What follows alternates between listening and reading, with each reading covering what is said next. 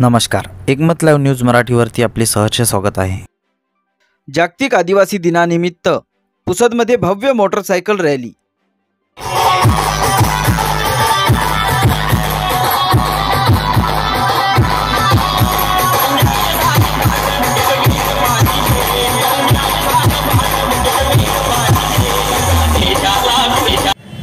आदिवासी दिनानिमित्त हार्दिक शुभेच्छा, खूप खूप शुभेच्छा। आता सगळ्यांनीच बोललेलं आहे, तर जास्त काही बोलायचं नाही आहे असं राजकीय सगळेजण म्हणतात।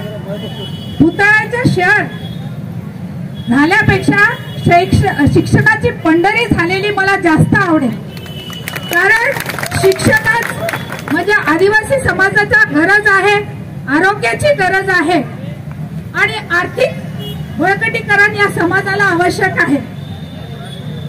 कारण आपण एका दिवसासाठी या निमित्ताने इथे उपस्थित होतो आणि या निमित्ताने जेव्हा आपण आपल्या तालुक्याच्या गोष्टीकडे बघतो त्याच्यामध्ये जी प्रगती आवश्यक आहे ती फार आणि फार आवश्यक आहे असं मला वाटतं। आणि आपण आदिवासी समाज जल जंगल जमीन याच्याशी निगडीत आहोत, निसर्गवादी आहोत, निसर्गाची पूजा करणारे आपण आहोत आणि आपण निसर्गाला जुळवून आहोत। आपल्यासारखी भावना ज्या समाजाची आहे हे समाज सगळ्यांना सामावून घेतो, सगळ्यांना जवळ करतो आणि कोणीतरी आम्हाला पण सामावून घेऊन समोर केलं पाहिजे असं मला वाटतं। या निमित्ताने आज या आदिवासी समाज बहुल असा आदिवासी पुसद तालुका म्हणतात, यवतमाळ जिल्हा म्हणतात।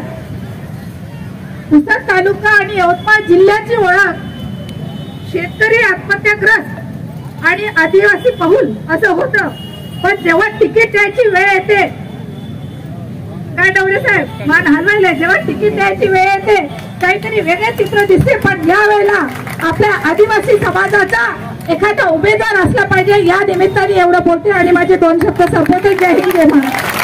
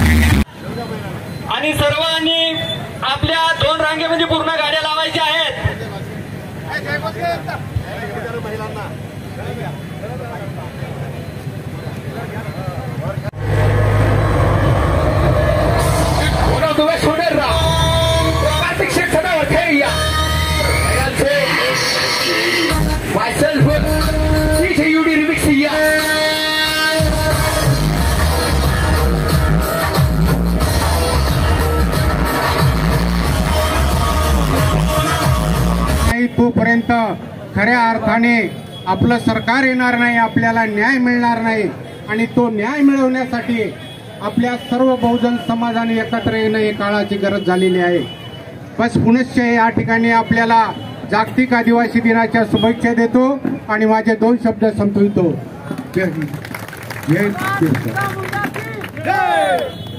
धन्यवाद. यानंतर प्राध्यापक नरेंद्र जाधव सरांना विनंती करतो की त्यांनी शुभेच्छा द्या. कृपया शुभेच्छा.